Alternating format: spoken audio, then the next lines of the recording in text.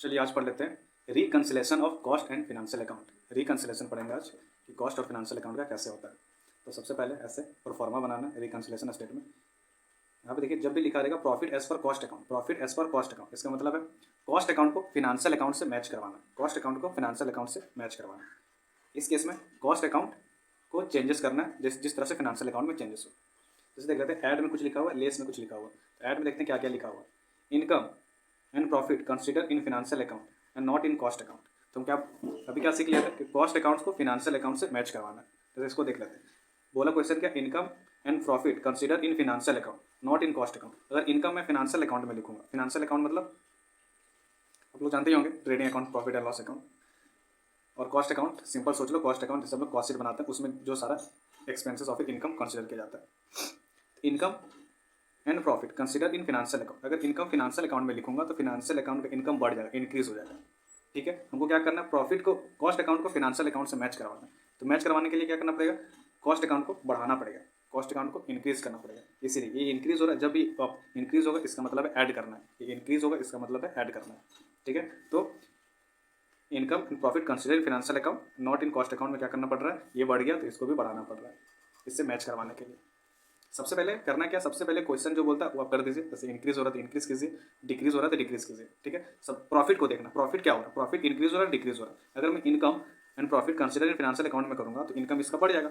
लेकिन ये यहीं पे अभी हम बना रहे हैं एज पर कॉस्ट अकाउंट, इसका मतलब क्या, कॉस्ट को फिनेंशियल से मैच करवाना, कॉस्ट को फिनेंशियल से मैच करवाना। ये अगर इंक्रीज है तो इनको भी, इसको भी इंक्रीज कर दो, बस सिंपल ऐसे ही करना है।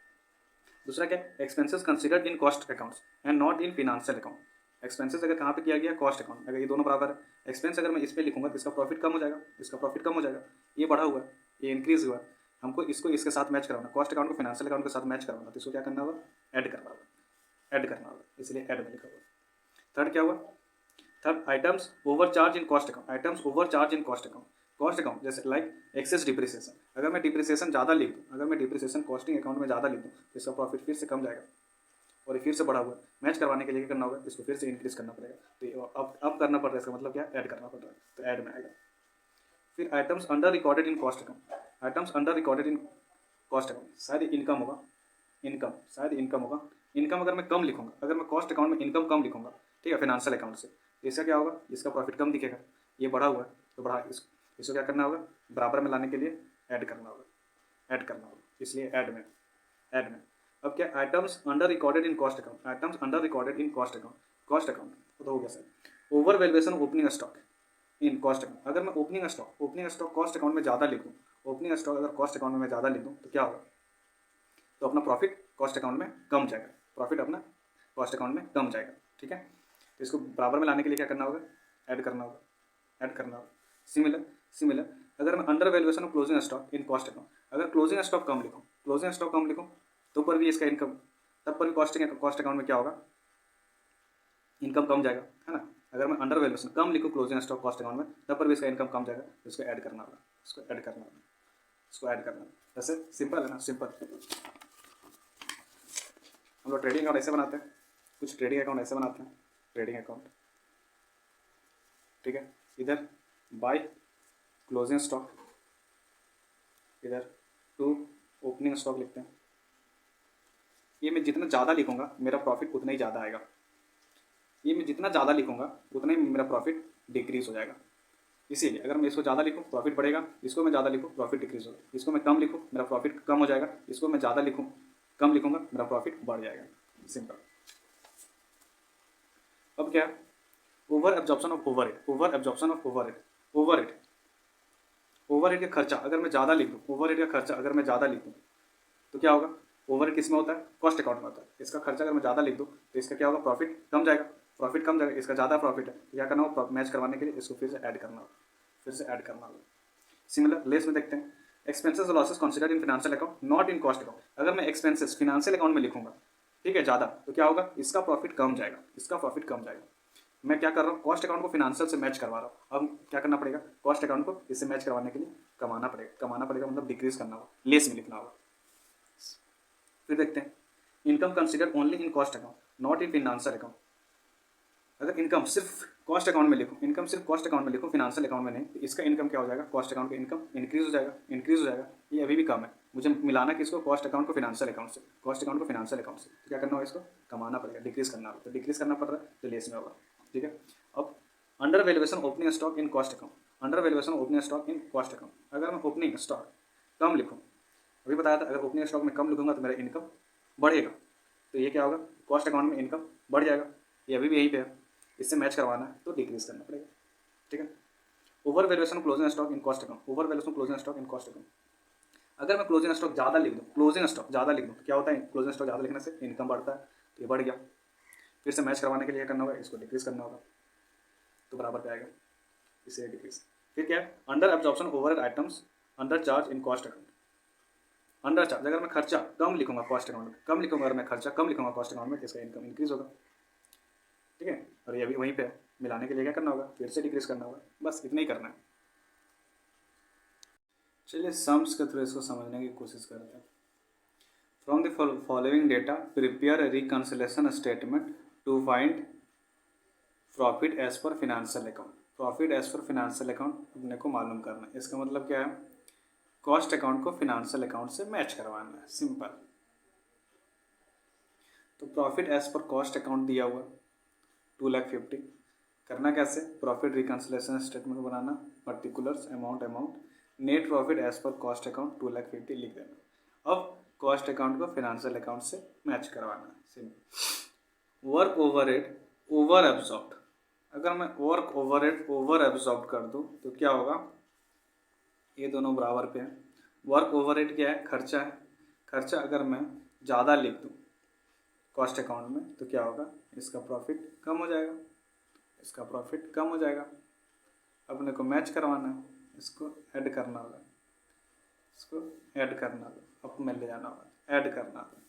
ठीक है। Item causing increase in financial profit, work overhead over absorb 20,000 add में। ठीक है। आगे का क्वेश्चन पढ़ते हैं, क्या लिखा हुआ, एडमिनिस्ट्रेशन ओवरहेड अंडर एब्जॉर्ब। अब ये भी खर्चा है, अगर मैं खर्चा, अगर मैं एक्सपेंसेस अगर मैं क्या करूँ, कम लिखूँगा तो मेरा कॉस्ट अकाउंट का प्रॉफिट बढ़ जाएगा। लेकिन मेरे को मैच करवाना है कॉस्ट अकाउंट को फिनेंशियल अकाउंट से, क्या करना होगा, इसको डिक्रीज करना होगा। क्या करना होगा, इसको डिक्रीज करना होगा, इससे मैच करवाने के लिए डिक्रीज करना होगा। तो क्या लिखा हुआ है यहाँ पे देखिए, 45,000 एडमिनिस्ट्रेशन ओवरहेड अंडर एब्जॉर्ब 45,000। ठीक है। आगे पढ़ लेते हैं। Under valuation of opening stock in cost account, अगर मैं ओपनिंग स्टॉक कम लिखूंगा तो क्या होगा, ओपनिंग स्टॉक कम लिखूंगा तो क्या होगा, इसका प्रॉफिट बढ़ जाएगा, इसका प्रॉफिट बढ़ जाएगा। मैच करवाने के लिए अपने को क्या करना होगा, इसको डिक्रीज करना होगा। ठीक है। तो लेस में होगा, लेस में एडमिनिस्ट्रेशन ओवरहेड अंडर, किधर है वहाँ, under valuation opening stock in cost account 15,000। फिर क्या है, बैड डेब्ट return of during the year. Bad डेब्ट किस में होता है, बैड डेब्ट होता है अपना फिनेंशियल अकाउंट में, बैड डेब्ट होता है अपना फिनेंशियल अकाउंट में। अगर इसमें खर्चा में लिख दूँ बैड डेब्ट तो इसका प्रॉफिट कम जाएगा, अपने को मिलाना फिनेंशियल अकाउंट से, इसको भी कमाना पड़ेगा। क्या करना होगा, लेस करना होगा। बैड डेब्ट रिटर्न ऑफ 14,000, बैड डेब्ट return of 14,000, simple. Preliminary expenses return of during the year, फिर से ये फिनेंशियल एक्सपेंसेस है, फिनेंशियल अकाउंट में आएगा, तो ये फिर से डाउन पे आएगा। इसको भी क्या करना होगा, मिलाने के लिए डाउन पे लेके आना होगा, तो लेस में होगा, लेस में होगा। Preliminary expenses return of in financial account, करना कुछ भी नहीं है, ऐड वाला ऐड करना, लेस कर देना, profit as per financial account आ जाएगा 1,86,000। चलिए एक और क्वेश्चन देख लेते हैं। Profit reconciliation statement, prepare reconciliation statement from the following information. As per financial record दिया हुआ है, एज पर कॉस्ट रिकॉर्ड दिया हुआ है। ठीक है। क्लोजिंग स्टॉक दिया हुआ 8160 8560, ऐसा सारा दिया हुआ। तो अपने को क्या करना है, रिकंसिलेशन करना है, कॉस्ट अकाउंट को फिनेंशियल अकाउंट से मैच करवाना है। तो क्या लिखते हैं, नेट प्रॉफिट कॉस्ट अकाउंट का दिया हुआ तो ले लो। सबसे पहले नेट प्रॉफिट ले लो, तो net profit as per cost records 39,540। अब जितना भी यहाँ पे दिया हुआ है आइटम्स उसको देखना है इन कॉस्ट रिकॉर्ड्स में कितना लिखा गया और फिनांशियल रिकॉर्ड्स में कितना लिखा गया। फिर कंपेयर करना है कि ज़्यादा किस में एक्सपेंसेस ज़्यादा लिखा हुआ, फिर किस में इनकम ज़्यादा लिखा हुआ। इसी तरह से कंपेयर करके अपने को ऐड और लेस करना है, कुछ नहीं। जैसे मान देखते हैं closing stock 8160 as per financial record और कॉस्ट रिकॉर्ड्स में 8560।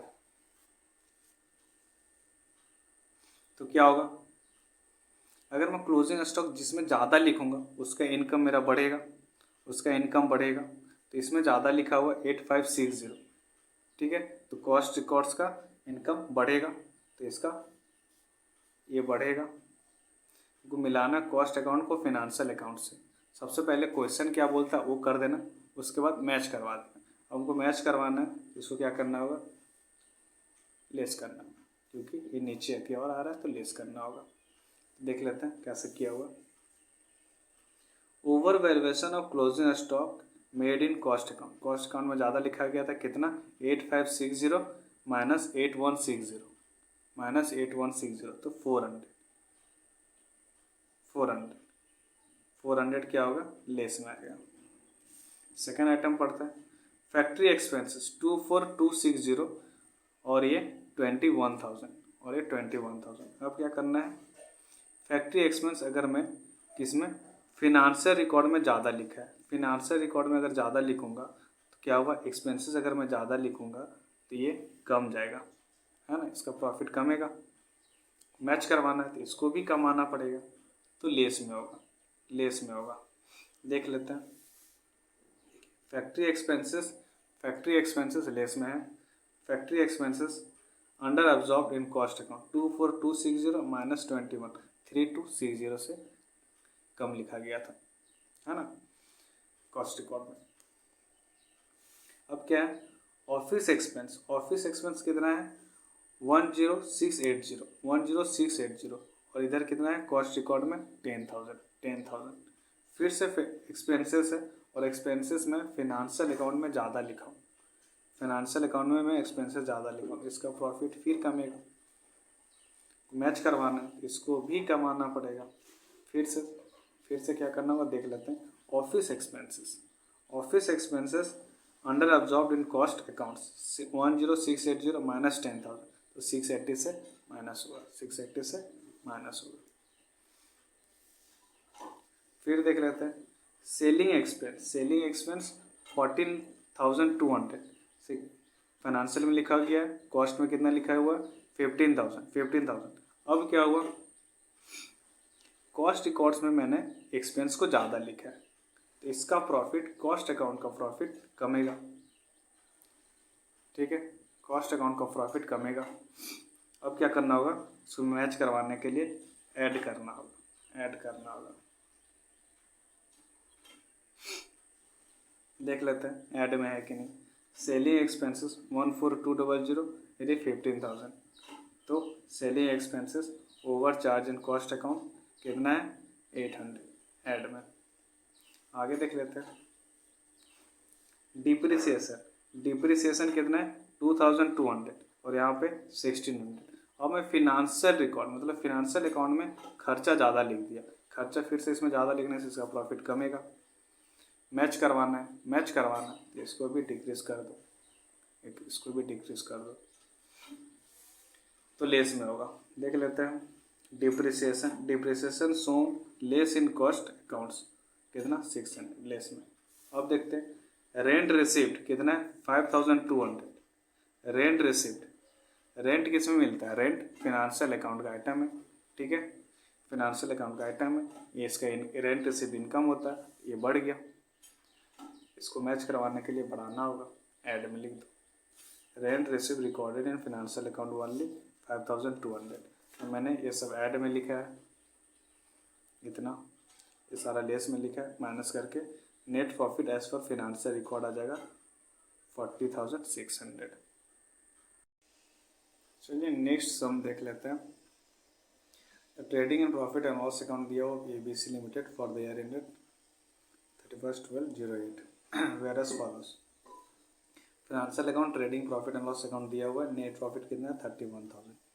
ठीक है, following information available with cost account. अब कॉस्ट अकाउंट का इन्फॉर्मेशन यहाँ से दिया हुआ है। ठीक है, बोला क्या question, you are required to reconcile the profit of financial account with that of cost account. Important, reconcile the profit of financial account with that of cost account. इसका मतलब क्या, फिनेंशियल अकाउंट को कॉस्ट अकाउंट के साथ match करवाना है। ठीक है, फिनेंशियल अकाउंट को कॉस्ट अकाउंट के साथ मैच करवाना है। ठीक है, अब सबसे पहले एडजस्टमेंट पढ़ लेना। क्या है, closing stock of the goods कितना 4,000। क्लोजिंग स्टॉक कॉस्ट अकाउंट में 4,000 है, फिनेंशियल में कितना है 21,000 2,000। सबसे पहले क्या करना है, फिनेंशियल अकाउंट को कॉस्ट अकाउंट के साथ मैच करवाना। तो फिनेंशियल अकाउंट का नेट प्रॉफिट लिख दो 31,000 ऐसे। Net profit as for financial account 31,000। ठीक है, अब अपने को क्या करना है, closing stock of goods cost में कितना है 4,000 और फिनेंशियल में कितना है 2,000। अगर मैं क्लोजिंग स्टॉक जितना ज़्यादा लिखूंगा उतना ही मेरा प्रॉफिट बढ़ेगा। मैंने क्लोजिंग स्टॉक किस में ज़्यादा लिखा है, कॉस्ट अकाउंट में। कॉस्ट अकाउंट में अगर क्लोजिंग स्टॉक में ज़्यादा लिखूंगा इसका प्रॉफिट बढ़ेगा। ठीक है, अब हमको क्या करना है, यहाँ पे बोला हो फिनेंशियल अकाउंट को कॉस्ट अकाउंट के साथ मैच करवाना, मीन्स फिनेंशियल अकाउंट को इसके साथ मैच करवाना है, तो इसको भी ऐड करना होगा, इसको भी ऐड करना होगा। तो देख लेते हैं, 4,000 माइनस 2,000 ऐड करना होगा। तो देखिए यहाँ पे ऐड किया हुआ, under valuation of closing stock 2,000। ठीक है, अब नेक्स्ट पढ़ते हैं एडजस्टमेंट क्या बोल रहा है। Manufacturing overhead was applied 150% on direct wages. तो डायरेक्ट वेजेस खोजिए, डायरेक्ट वेजेस कितना है 20,000। तो 20,000 का कितना करना है, 20,000 का करना है 150%। इसका 150% करने से 30,000 आता है, 30,000 आता है। तो मैन्युफैक्चरिंग ओवरहेड कितना हो गया 30,000। मैन्युफैक्चरिंग ओवरहेड है कितना यहाँ पे 24,000। ठीक है, तो हमने क्या किया, मैन्युफैक्चरिंग ओवरहेड कॉस्ट अकाउंट में ज़्यादा लिखे है, कॉस्ट अकाउंट में ज़्यादा लिखे है, तो क्या हुआ, इसका खर्चा कम जाएगा, इसका प्रॉफिट गिर जाएगा। प्रॉफिट गिरेगा तो क्या होगा, अभी अपने को फिनेंशियल अकाउंट से कॉस्ट अकाउंट में आना है, उल्टा कर रहे हैं ना, फिनेंशियल अकाउंट से कॉस्ट अकाउंट में कर रहे हैं, तो क्या करना होगा, इसको भी कमाना पड़ेगा, तो डिक्रीज में होगा। मैन्युफैक्चरिंग ओवरहेड 6,000 से डिक्रीज में होगा। कैसे, 24 था और इसका 150 और डायरेक्ट वेजेस कितना आया था 30,000 आया था। 20,000 का 150% करने से 30,000 आता है, तो ऐसे होगा। Manufacturing overhead over absorb in cost account 6,000। ठीक है, आगे पढ़ते हैं। Administrative comma selling and distribution expenses were 10% on sales. Simple lining पढ़ने से क्या समझ में आ रहा है, administrative comma selling and distribution expenses were 10% on sales. Sale का 10% है, सेल का 10% है। ठीक है, तो ये दोनों मिला के कितना 10,000 प्लस 16,000 26,000। ठीक है, लेकिन कॉस्ट अकाउंट में कितना है 10% ऑन सेल्स, तो इसका कितना 14,300 14,300 इसका 10%। तो कैसा करना है, सिंपल दिखा देता हूँ। अपने फिनेंशियल अकाउंट में क्या किए, एक्सपेंसेस ज़्यादा लिखे, कितना लिखे 26,000, जबकि कॉस्ट अकाउंट में अपने कम लिखे 14,300। तो फिनेंशियल अकाउंट में ज़्यादा लिखने से क्या होगा, फिनेंशियल अकाउंट का प्रॉफिट कमेगा। अब क्या करना है, मैच करवाना है आपको फिनेंशियल अकाउंट से कॉस्ट अकाउंट को, तो ऐड करना है।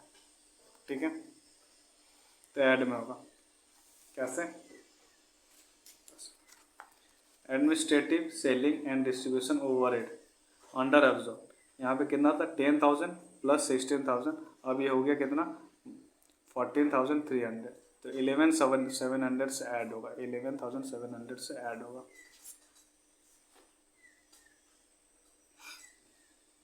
आगे देख लेते हैं क्वेश्चन क्या बोल रहा है।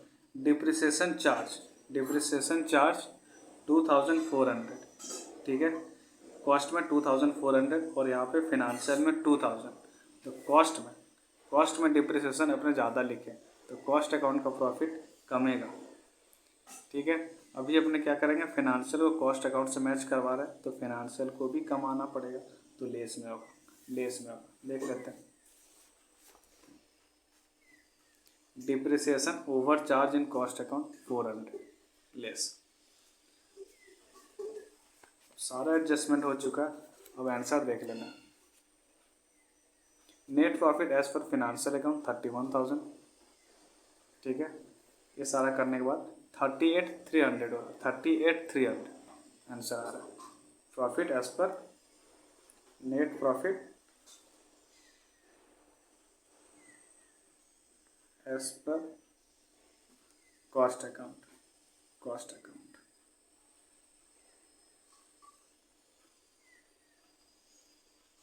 पर कॉस्ट अकाउंट। अब इसका अल्टरनेटिव सॉल्यूशन भी कोई सोच सकता है, कैसे यहाँ पे क्या लिखा हो, administrative and selling and distribution expenses were 10% on sales. तो यहाँ से एडमिनिस्ट्रेटिव एक्सपेंस कितना है 10,000, इसको सेपरेटली एज्यूम कर सकता है कि cost 10% on sale, administrative expenses भी का 10% इतना हुआ है और सेलिंग एंड डिस्ट्रीब्यूशन का 10% इतना हुआ है। उस केस में क्या होगा, इससे देखना होगा 10,000 से अब हो गया 14,300 और सेलिंग डिस्ट्रीब्यूशन 16,000 से हो गया 14,600। उस केस में आंसर डिफरेंट आएगा, ठीक है। लेकिन सिंपल लाइनिंग अगर एक वर्ड में देखा जाए तो पढ़ने से ये समझ में आ रहा है ये दोनों कंबाइन का बोल रहे, ठीक है। तो डिफरेंट अल्टरनेटिव से भी सॉल्यूशन किया जा सकता है, क्योंकि यहाँ पे ये दोनों डिफरेंट अलग अलग दिया हुआ है, इसे अलग अलग भी सोचा जा सकता है। अलग अलग और सोचने से क्या होगा, इसका आंसर डिफरेंट होगा, तब ये आंसर नहीं आएगा, तब ये नहीं होगा, तब ये चेंजेस होगा।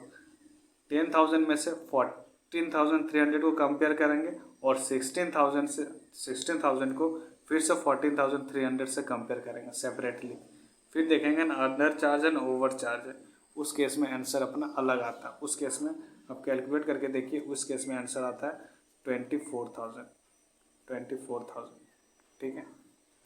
तो फर्स्ट प्रायोरिटी आंसर यही आएगा 38,300। सिंपल एक कंबाइंड रीडिंग से वही समझ में आता है, लेकिन अगर अल्टरनेटिवली सोचा जाए तो 24,000 भी आंसर इसका हो सकता है।